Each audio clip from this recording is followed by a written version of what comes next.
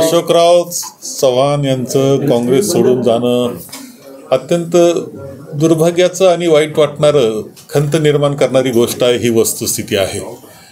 काँग्रेसमध्ये त्यांचे वडील, नंतर ते दोघंही मुख्यमंत्री राहिले आणि असं काँग्रेसमध्ये काम करत असताना खूप चांगली संधी त्यांना देण्यात आली. देश पातळीवरच्या संधी देण्यात आल्या. यानंतर सुद्धा त्यांनी असा निर्णय का घ्यावा हे अद्याप आम्हाला समजलेलं नाही. परंतु याची खंत आम्हाला आहे, दुःख आम्हाला आहे आणि त्याबरोबर महाराष्ट्रातल्या जनतेला सुद्धा ही गोष्ट बिलकुल आवडणार नाही. वस्तुस्थिती आहे. यामध्ये आणखी पुढे काय होणार हे आज आम्ही सांगू शकत नसलो तरी आम्ही पूर्णपणे काळजी घेणार आहोत. येणाऱ्या राज्यसभेची निवडणूक सुद्धा आम्ही काळजीपूर्वक लढवू आणि लोकसभेची जी निवडणूक आहे त्यामध्ये सुद्धा काँग्रेस पक्ष, मित्रपक्ष, आमची आघाडी एकत्र पद्धतीनं चांगली लढाई ही निश्चितपणे भारतीय जनता पक्षाबरोबर करू.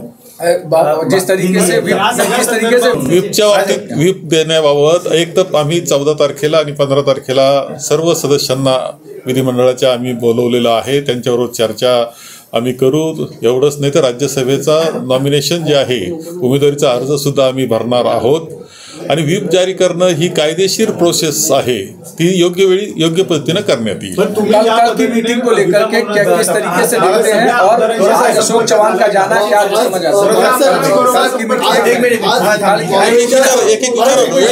काँग्रेसच्या सर्व आमदारांसोबत तुमचा संपर्क होऊ शकला आणि सर्व आमदारांना नाही. आता आमदार हे सहसा मतदारसंघामध्ये अनेक ठिकाणी असतात, रिमोट प्लेसला असतात, फिरत असतात. त्यामुळे एकदम सर्वांचा संपर्क झाला नाही. परंतु बहुतांशी आमदारांचा संपर्क आमचा होतोय. आमचे काही मित्र सुद्धा त्याकरता त्यांच्याशी संपर्क करतायत आणि त्या बाबतीत कोणतीही गडबड आम्हाला बिलकुल दिसत नाही. काही येतात, नावं सुद्धा येतात.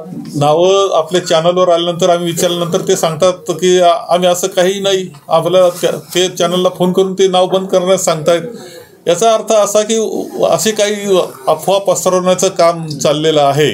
ऑपरेशन लोटस हा तर भाग आहे. अनेक राज्यामध्ये हे उद्योग भारतीय जनता पक्षाने केलेले आहेत. महाराष्ट्रानं हा अनुभव महाराष्ट्र सुद्धा घेतो आहे. परंतु महाराष्ट्रातली जनता आणि देशातली सुद्धा जनता या विषयावर पूर्णपणे भारतीय जनताच्या या कार्यपद्धतीवर पूर्णपणे नाराज आहे. कोणीही काँग्रेस मुक्त भारत कधी होऊ शकत नाही एवढं मात्र लक्षात ठेवा. ही विचार प्रणाली आहे, विचारधारा आहे आणि ती शाश्वत विचारधारा आहे. ती राज्यघटनेशी निगडीत आपल्या आहे, आपल्या प्रियांबलशी निगडीत आहे. ती कायम राहणार आणि तीच देश टेकवणार.